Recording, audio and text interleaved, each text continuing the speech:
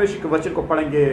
दूसरा थिस्सलुनीकी की पुस्तक 2 अध्याय उसका 13 आयत से लेके 15 आयत तक हम लोग पढ़ेंगे। जी हाँ। हे भाइयों और प्रभु के प्रिय लोगों, चाहिए कि हम तुम्हारे विषय में सदा परमेश्वर का धन्यवाद करते रहें, क्योंकि परमेश्वर ने आदि से तुम्हें चुन लिया कि आत्मा के द्वारा पवित्र बनकर और सत्य की प्रतीति करके उद्धार पाओ, जिसके लिए उसने तुम्हें हमारे सुसमाचार के द्वारा बुलाया कि तुम हमारे प्रभु यीशु मसीह की महिमा को प्राप्त करो।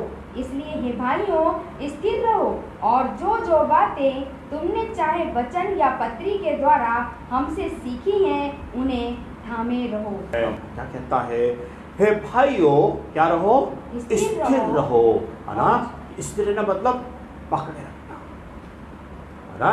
बहुत से झूठी शिक्षा देने वाले लोग आएंगे, बहुत से गलत शिक्षाएं आपको ऐसे आपके कानों में सुनने को मिलेगा, लेकिन स्थिर रहना, आप गिरने ना पाए, कोई आपको विश्वास से डगमगाने ना पाए, परमेश्वर के वचन से आपको बहकाने, परमेश्वर के वचन से आपको हटाने ना पाए, लेकिन उसमें स्थिर रहना। इसलिए परमेश्वर के दास बात को कहता है, हे भाइयों स्थिर रहो और जो बातें तुमने चाहे वचन या पत्री के द्वारा हमसे सीखी हैं। और फिर कहता है जो बातें तुमने वचन या पत्री के द्वारा हमसे सीखी हैं, उन्हें थामे रहो। परमेश्वर का वचन आपके पास में किस प्रकार से भी पहुंचा है? आपने परमेश्वर के वचन को पढ़ा है, आपको परमेश्वर के लोगों के द्वारा, परमेश्वर के अगुवों के द्वारा, हालेलुया, पास्टर के द्वारा आपके पास में परमेश्वर का वचन पहुंचा है, आपने सीखा है, उन्हें थामे रहो।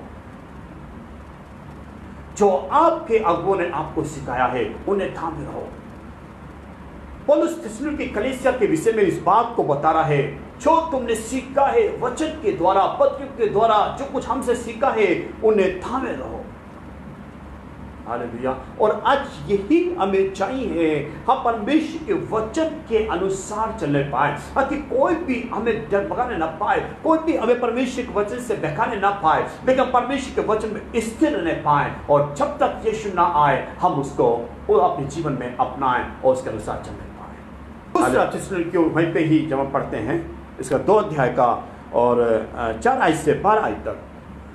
जो विरोध करता है और हर एक से जो ईश्वर या पूज्य कहलाता है, अपने आप को बड़ा ठहराता है, यहाँ तक कि वह परमेश्वर के मंदिर में बैठकर अपने आप को ईश्वर ठहराता है। क्या तुम्हें स्मरण नहीं कि जब मैं तुम्हारे यहाँ था तो तुमसे ये बातें कहा करता था? तुम उस वस्तु को जानते हो जो उसे अभी रोक रहा है। हाँ, क्या तुम्हें स्मरण नहीं? जी हाँ, कि जब मैं तुम्हारे यहाँ था, जब मैं तुम्हारे यहाँ था तो तुमसे ये बातें कहा करता था। हाँ, तुम उस वस्तु को जानते हो जो उसे अभी रोक रहा है जी, कि वो अपने ही समय में प्रकट हो, क्योंकि अधर्म का भेद अब भी कार्य करता जाता है, पर अभी एक रोकने वाला है, और जब तक वह दूर ना हो जाए वह रोके रहेगा। तब वह अधर्मी प्रकट होगा, जिसे प्रभु यीशु अपने मुंह की फूंक से मार डालेगा और अपने आगमन के तेज से भस्म करेगा। उस अधर्मी का आना शैतान के कार्य के अनुसार सब प्रकार की झूठी सामर्थ और चिन्ह और अद्भुत काम के साथ, और नाश होने वालों के लिए अधर्म के सब प्रकार के धोखे के साथ होगा, क्योंकि उन्होंने सत्य से प्रेम नहीं किया जिससे उनका उद्धार होता। हाँ, उन्होंने सत्य से प्रेम नहीं किया कि उनका उद्धार होता। आज बहुत से लोगों पर परमेश्वर का वचन पहुंचा है, लेकिन तमाम प्रकार के अपनी ही चीजों में, अपनी ही बातों में फंसे पड़े हैं। आज लोग तमाम प्रकार के झूठ और अधर्म में जी रहे हैं और तमाम बातों में अलग गलत चीजों में फंसे पड़े हैं। उनके पास में परमेश्वर का वचन पहुंचा तो, उनके पास में सुसमाचार पहुंचा तो, उन्हें सुनाया तो, लेकिन उन्होंने उसकी वृत्ति ना करी, उस वचन पे विश्वास नहीं किया, क्योंकि उन्होंने अधर्म से प्रेम रखा, अंधकार की बातों में गए, पाप की बातों में गए, उनसे ज्यादा प्रेम रखा। उन्होंने परमेश्वर की सुनी नहीं, परमेश्वर के लोगों की सुनी नहीं, परमेश्वर के वचन के अनुसार नहीं चले। उनके पास में सुसमाचार पहुंचा, उन्हें सुनाया गया। कितने लोग ऐसे हैं जिनके पास में परमेश्वर के लोग पहुंचे हैं, उन्होंने परमेश्वर के वचन को बताया लेकिन लोगों ने सुना नहीं। और एक समय आएगा जब परमेश्वर उनका न्याय करेगा। जी हाँ, क्या कहता है?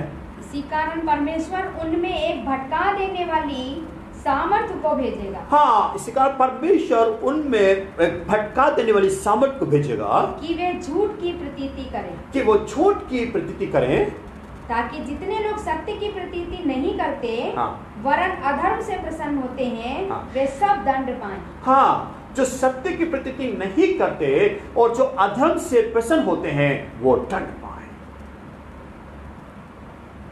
कई बार लोग सोचते हैं हम जो कर रहे हैं वो ठीक है, कुछ नहीं हो रहा हैगा, अरे हम कर तो रहे हैं, हमें अन्याय करने से तमाम प्रकार की चीजें हमारे पास में है, तमाम प्रकार का सब कुछ हमारे पास में है, लेकिन वो इस धोखे में है। एक समय है जब परमेश्वर न्याय करेगा, एक समय है जब परमेश्वर उन्हें भयानक दंड देगा। लेकिन इसलिए हमें चाहिए, हालेलुया मेरे प्रियो, हम उस अधर्म से बचें, उस झूठ से बचें, उस तमाम प्रकार की गलत बातों से बचें। हमें चाहिए मेरे प्रियो, हम परमेश्वर के वचन पे विश्वास करें, हम परमेश्वर वचन की प्रतीति करें, हम उसके अनुसार चलें, हम उसके अनुसार जीवन जीने पाएं, हम अन्याय के अनुसार ना जाने पाएं, हम अधर्म में ना जाने पाएं, हम तमाम प्रकार के पाप में न जाने पाएं, हम घिनौने पाप में ना जाने पाएं। हाँ, लेकिन हम परमेश्वर के वचन पे विश्वास करें, हम परमेश्वर के वचन पे अटल खड़े रहें, हम परमेश्वर के वचन पे विश्वास करें, उसके अनुसार जीवन को जीने पाएं। मैं इस बात को कहना चाहूंगा, यही सच्चाई है, परमेश्वर का वचन ही सच्चाई है।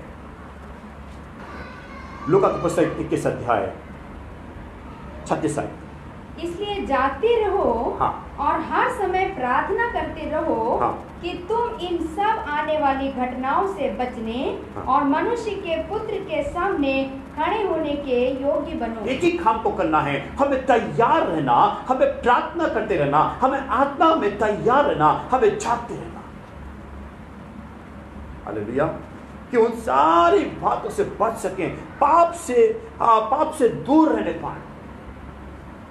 तैयार रहना मतलब हम पाप से दूर रहने पाए, और जब हम पाप से दूर रहने पाएंगे और उन तमाम प्रकार की आने वाली घटनाओं से बचने पाएंगे और हम परमेश्वर के पुत्र के सामने खड़े होने की योग्य होने पाएंगे। Hallelujah, praise the Lord. इसलिए हमें चाहिए हम तैयार रहें, झूठ की शिक्षा की ओर ना जाएं, संसार की तमाम बातों की ओर, पाप की ओर ना जाएं, बुराई की ओर ना जाएं, लेकिन परमेश्वर के वचन को अपने हृदय में अधिक से अधिक बसने दें और उसके अनुसार चलने पाएं। यिर्मयाह की पुस्तक उसका 9 अध्याय उसका 19 आयत जब हम पढ़ते हैं, यिर्मयाह की पुस्तक उसका 9 अध्याय उसका 19 आयत भी हमें परमेश्वर का वचन इस बात को बताता है। हालेलुया, सॉरी, यिर्मयाह 6 उसका 19, माफ कीजिएगा। हे पृथ्वी, हाँ, सुन देख कि मैं इस जाति पर वो विपत्ति ले आऊंगा, हाँ, जो उनकी कल्पनाओं का फल है। हे पृथ्वी सुन, मैं इस जाति पर वो विपत्ति ले आऊंगा जो उनकी कल्पनाओं का, हाँ, फल है, कल्पनाओं का फल है, क्योंकि इन्होंने मेरे वचनों पर ध्यान नहीं लगाया, हाँ, और मेरी शिक्षा को इन्होंने निकम्मी जाना है। हाँ, इन्होंने मेरे वचनों पर क्या करने का ध्यान नहीं लगाया, और मेरी शिक्षा को, हाँ, इन्होंने निकम्मी जाना है, और इन्होंने मेरी शिक्षा को निकम्मी जाना है। परमेश्वर का वचन तो आया, लेकिन उन्होंने परमेश्वर के वचन पर ध्यान नहीं किया, उन्होंने परमेश्वर की शिक्षाओं को निकम्मी जाना।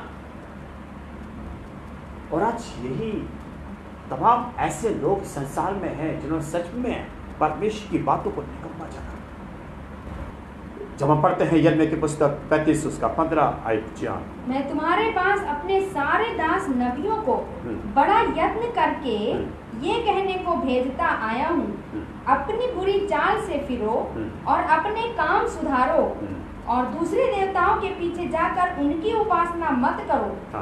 तब तुम इस देश में जो मैंने तुम्हारे पितरों को दिया था और तुमको भी दिया है, बसने पाओगे, पर तुमने मेरी ओर कान नहीं लगाया और ना मेरी सुनी है। हाँ, परमेश्वर ने अपने दासों को भेजा। क्या कहता है वहां पे?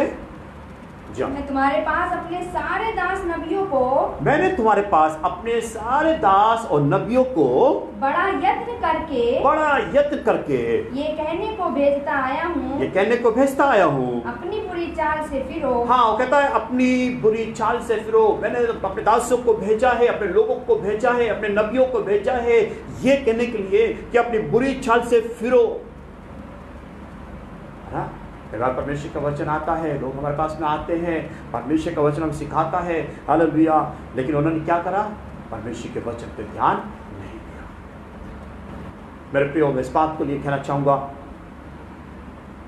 और इस बात को उत्साहित करना चाहूंगा, हम परमेश्वर के वचन पे विश्वास करें, हम परमेश्वर के वचन के अनुसार चलें, हर एक गलत बातों से, बुरी चाल से फिरें और हालेलुया परमेश्वर के वचन के अनुसार जीवन को जीने पाएं। पहला यूहन्ना की पत्री 2 अध्याय 28 आयत। अतः हे बालकों, उसमें बने रहो, कि जब वह प्रकट हो तो हमें हियाव हो और हम उसके आने पर उसके सामने लज्जित ना हो। हाँ, वो कहता है हे बालकों, उसमें बने रहो। पर किसमें? परमेश्वर के वचन में, परमेश्वर की बातों में बने रहो। कहता है बल को उसमें बने रहो। जी हाँ, जब वो प्रकट हो तो हमें हियाव हो और हम उसके आने पर उसके सामने लज्जित ना हो। उसके आने पर हम उसके सामने लज्जित ना हो। इसलिए परमेश्वर का दास बात कहता है बल को उसमें बने रहो। मैं इस बात को उत्साहित करना चाहूंगा, सच में हम परमेश्वर में बने रहने पाए, हम परमेश्वर की बातों में बने रहने पाए, हम परमेश्वर के वचन में बने रहने पाए, हम विश्वास में बने रहने पाए, हम उसकी धार्मिकता में बने रहने पाए, हम उसकी सच्चाई में बने रहने पाए, हालेलुया उसकी पवित्रता में बने रहने पाए। जब तक यीशु ना आए हम उसमें बने रहने पाए, ताकि जब हम वो आए हम उसके सामने लज्जित ना हो। हालेलुया, यही परमेश्वर का वचन हमें सिखाता है। मैं इस बात को उत्साहित करूंगा, इन दिनों में सच में हम उसकी पवित्रता, उसकी धार्मिकता में बने रहने पाए। यही परमेश्वर का वचन हमें सिखाता है। झूठी शिक्षाओं से बचे, गलत शिक्षाओं से बचे और उस सत्य की प्रतीति करें और उसमें बने रहने पाए। आज हम कहां पर हैं? क्या सच में हम परमेश्वर में बने हैं, उसके वचन में बने हैं? आज वाली सोचने की बात है। परमेश्वर के वचन इस बात को सिखाता है। हालेलुया। आइए हम आंखों बंद करें। प्रभु हम प्रार्थना करते हैं, वचन के द्वारा हम सबको आशीष देते हैं। प्रभु हम आपकी स्तुति, आपके हम प्रार्थना करते हैं अपने लोग के लिए। प्रभु हमारे लोग को आशीष करे इन दिनों में, और प्रभु तेरा अनुग्रह, तेरी दया को चाहते हैं, तेरी आशीष को अपने लोगों पे चाहते हैं। हर प्रकार की बीमारी से हमारे लोग को बचाइए। आप प्रार्थना करते हैं देश के लिए, अपने शहर के लिए प्रभु जी, अपने लोग के लिए प्रार्थना करते हैं। दया करें, आशीष करें प्रभु जी। धन्यवाद करते हैं प्रभु समय प्रार्थना को सुना, इसके धन्यवाद यीशु मसीह के नाम में, आमीन आमीन। हमारे प्रभु यीशु मसीह का अनुग्रह, परमेश्वर पिता का प्रेम और पवित्र आत्मा की सर्वता अब से लेकर हमेशा हमेशा तक हम सबके साथ होती रहे। आमीन आमीन। आप सभी को जय मसीह की परमेश्वर को आशीष दे।